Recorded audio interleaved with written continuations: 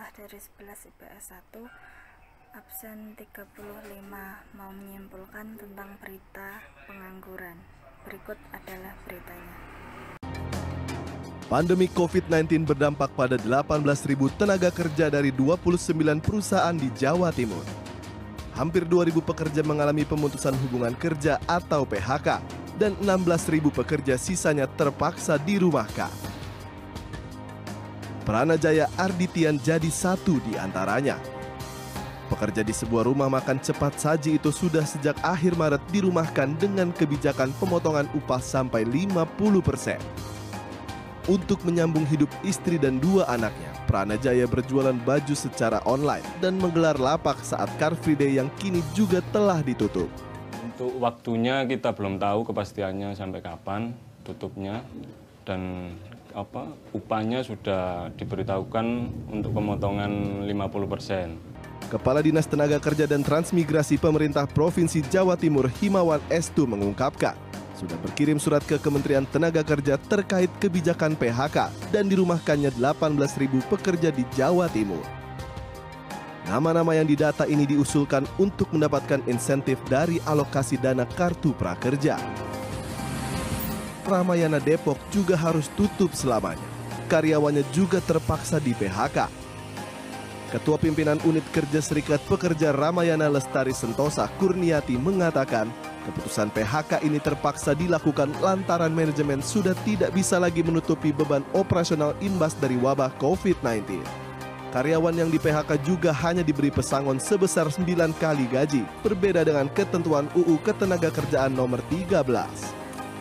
Dengan status pekerjanya di PHK sepihak, perusahaan merasa merugi.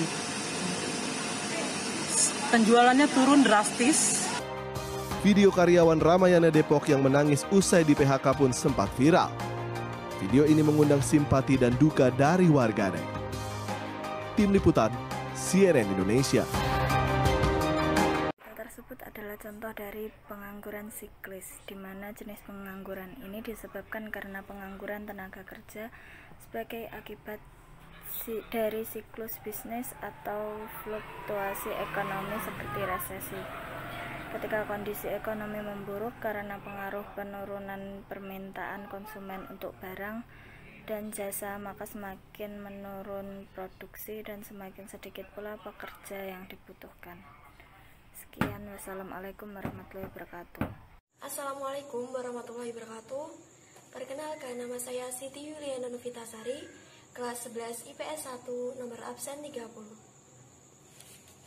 Dan kini saya akan menjelaskan perihal berita yang saya lihat tersebut. Dari video berita pengangguran yang saya lihat, di sana menyebutkan angka pengangguran sebanyak 7 juta orang didominasi oleh lulusan sekolah menengah kejuruan sebesar 11,24%, lulusan SMA 7,95%, lulusan diploma 3 sebanyak 6,02%. Banyaknya pengangguran tersebut diakibatkan karena banyak perusahaan atau lapangan kerja yang ditutup karena adanya pandemi saat ini yang disebut dengan COVID-19. Dari video yang saya amati, pengangguran tersebut disebut dengan pengangguran terbuka. Kenapa disebut dengan pengangguran terbuka? Karena pengangguran terbuka adalah pengangguran yang tidak memiliki pekerjaan. Bisa jadi karena belum mendapat pekerjaan dan lain sebagainya. Pengangguran tersebut disebabkan oleh lapangan kerja yang tidak tersedia. Dan semoga pandemi saat ini cepat berlalu, cepat membaik, dan orang-orang yang menganggur cepat mendapatkan pekerjaan atau perusahaan-perusahaan atau lapangan kerja yang lainnya banyak dibuka. Terima kasih. Wassalamualaikum warahmatullahi wabarakatuh. Assalamualaikum warahmatullahi wabarakatuh. Nama saya Ardina Rivita Pramesti dari kelas 11 IPS 2 nomor absen 5. Saya di sini akan menjelaskan sedikit berita tentang perkembangan teknologi pengaruhi tingkat pengangguran.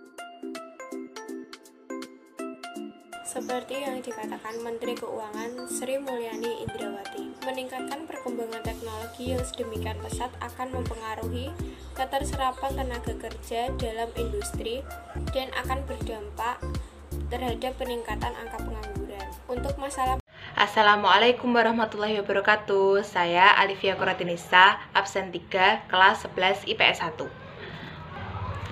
Jadi tadi saya membaca sebuah berita. Beritanya ada di sini. Dalam berita tersebut menjelaskan ada beberapa pekerjaan yang akan mungkin nantinya di masa depan akan digantikan oleh teknologi. Tentunya kalau misalkan pekerjaan-pekerjaan tadi sudah digantikan oleh teknologi, akan menyebabkan banyaknya tingkat atau naiknya tingkat pengangguran di negara kita. Benar bukan? Nah, pengangguran yang disebabkan karena pekerjaan manusia yang digantikan oleh teknologi dinamakan pengangguran teknologi. Apa sih pengangguran teknologi itu? Pengangguran teknologi adalah pengangguran yang disebabkan karena pekerjaan manusia yang digantikan oleh teknologi. Alasannya kenapa berita tadi menjelaskan kalau misalkan berita tersebut termasuk berita teknologi, ya karena sudah jelas ketika mungkin nanti pekerjaan tersebut sudah digantikan oleh teknologi, akan banyak pengangguran, dan pengangguran tersebut dinamakan pengangguran teknologi gitu. Bagaimana cara menanggulangi pengangguran teknologi? Yang pertama, kalian jangan sampai kalah dengan teknologi.